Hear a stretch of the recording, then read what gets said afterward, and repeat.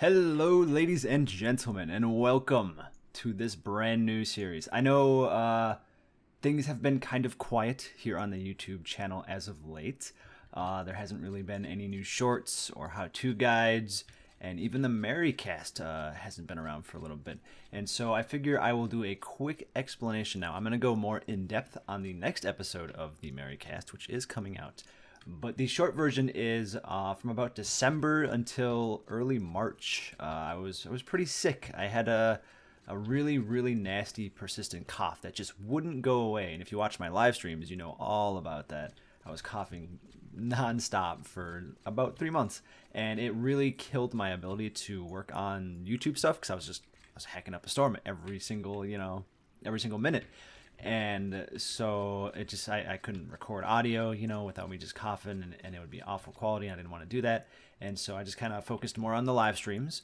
And now that I am all better, as you can hear, I decided it was about time to start dipping back into the YouTube business. So here we are with a brand new series.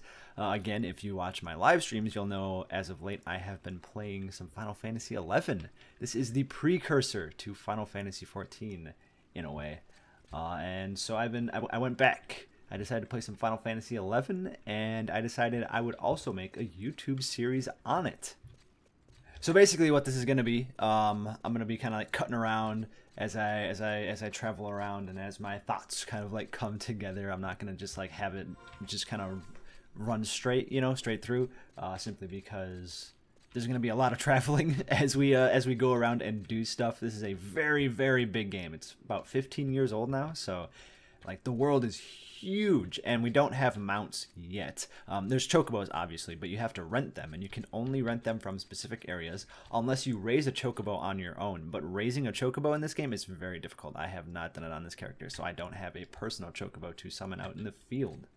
That being said, we're going to be running everywhere, and yeah, it's quite a big game. So we're going to jump around a lot as I bounce between places. But anyways, all that being said, we're going to get started. I actually plan on playing through most of the storylines here in this series. Some of them I have already started, unfortunately, but we're going to work on a bit of Rhapsodies of Vana'diel right now. This is the last major storyline for Final Fantasy XI. There's no more story coming out.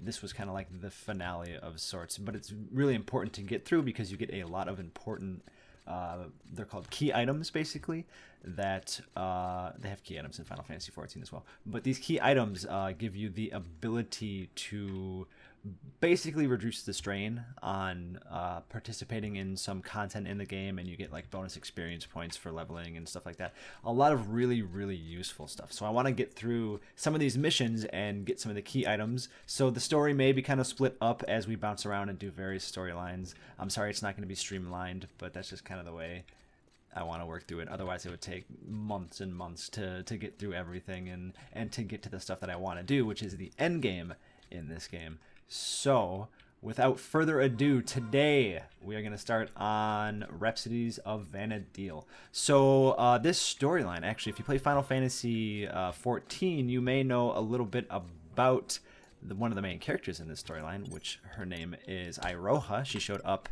in a event in Final Fantasy XIV. She was the girl in like the red and white samurai armor of sorts. This storyline pertains to her, and I'll give you kind of a quick overview of what you've missed in the very few missions I've done. I'm on like the third mission, I think, so you haven't missed much. Basically, I showed up in a city, and some guy's like, hey, this guy's been looking for you, and I went to talk to him, and he goes on to tell me that he found a girl in a boat who was saying my name. She was like kind of unconscious in this boat out in the middle of the ocean, and they found her, and she was like saying my character's name. And eventually she like wakes up and she comes to talk to you, and she refers to you as her master. Come to find out, she is from the future, and you have, in the future you trained her to be who she is today, which is a powerful warrior. And then you died or something, and so she came back in time to essentially finish her training because you died before you finished her training. So she came back to see you while you were still young, before she's even been born, to like finish her training or something like that. Anyways, that's what I have inferred. So that's where we're starting. That's basically, you know, right where we left off, and now we're about to dive into it. So let's go.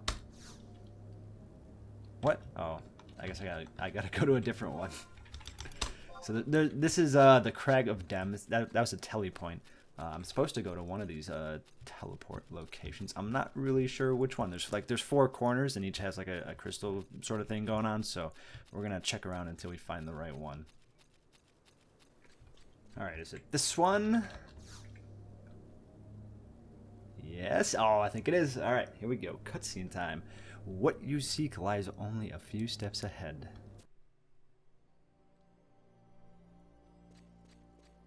That's the mother crystal. One of the mother crystals. I think there's multiple.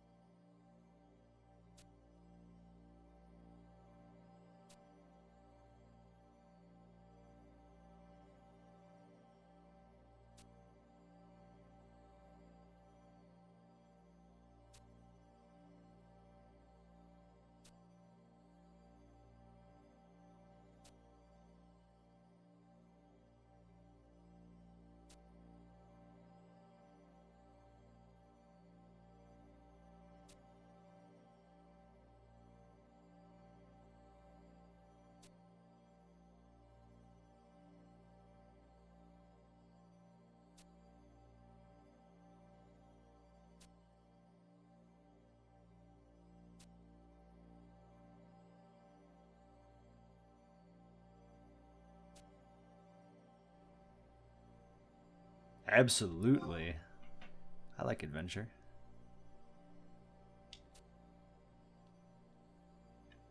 Now I know, so I did some research into like a walkthrough for this because I want to, you know, obviously get through relatively quickly. So I'm supposed to say Quifum Island.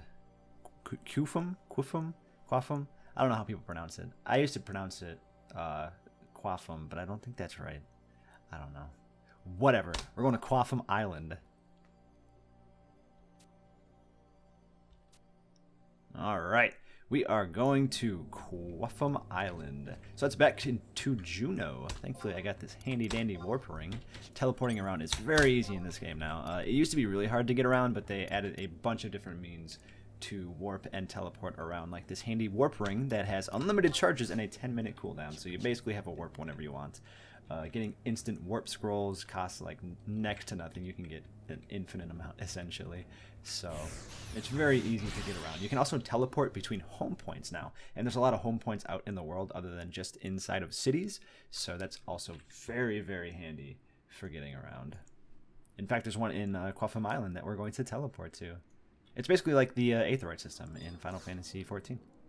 You just can't teleport out in the field. So travel to another home point. We're going to go to Quafum, and we're going to go to Quafum Island. And you just teleport and cast a small amount of gil, and that's it. And you warp off into the distance. It's so handy. I love it. They really made getting around easy, which is great because this game is fucking massive otherwise. Like, if you think Final Fantasy XIV is big, this game is huge. Like, the zones themselves are much big. Whoa, what the fuck is that? Bunch of people fighting an NM here. That's cool looking. It's like a big monkey, man. Alright, so let's see. Yeah, I'll show you like some of the maps. So this is like, each of these zones are really big, and like each of these markers has multiple zones. So all those like Zarkabard and Uligaran Range and Bearclaw, Pinnacle, Castles, Hovel Baileys, the Keep, all those are zones inside of a region, right? And so all of these have multiple zones. And all of these zones, like running from one end to the other, will probably take you 10-15 minutes, right? And so like this game, oh, jeez, the map is so like moving around. Like this is just like this was the original area, right? And then you got Besieged, which is the east. You have all of this, and then you have Campaign, which is in the past of Vana'diel, and so you go back in time, but it's also you know, the original areas, but they're much different. There's new zones too and stuff like that. And then you have Adulin, which is all this stuff. Like it's a huge game. bottom line, it's a huge game. It takes forever to get around, so they made it easier to get around, which is very nice. But I highly recommend checking this game out if you haven't. It's more accessible now than it ever has been, so that's really cool. It occurs to me I have absolutely no idea where I'm going right now, so I'm going to click over onto this next mission and make sure I know I'm going the right place. Alright. Undulating confluence at G8. Oh, that's just where we were. Okay, so I guess we're going all the way back. Alright, here we are, the undulating confluence with all these people here. Alright. So the green names, those are called trusts. They added a new system. It's called the trust system, where essentially you get NPCs that you can fight alongside in your party. It allows you to solo to 99 now, so you don't even have to like worry about partying all the way up. They can tank for you, heal, all that stuff. It's fantastic for when you don't have like the time to form a party yourself, and it helps you solo a lot of content and storylines. I'll be using them quite often as we do this, since I'm going to be soloing. Also, I play a Beastmaster, for those who might be wondering. I'm a Beastmaster. Alright, so undulating confluence. Let's click on this and see what happens. Another cutscene. Oh boy. Hey Lion, how you doing?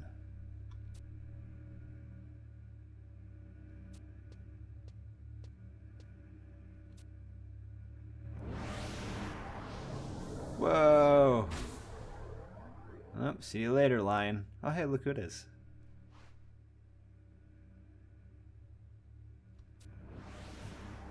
Whoa! Oh, it's that dude that we just saw.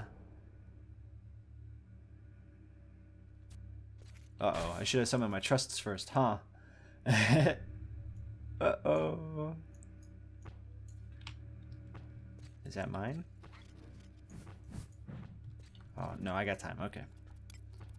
So I'm going to summon my trusts. We're going to get Amchuchu. Gonna get Korumoru, so that's basically a Lalafell. It's called a Taru Taru in Final Fantasy XI. Korumoru, Aparu. Like half my party's gonna be Taru Tarus. Let's see, Shantoto. Actually, I think my entire party's Taru Taru now. Oh god, bunch of midgets.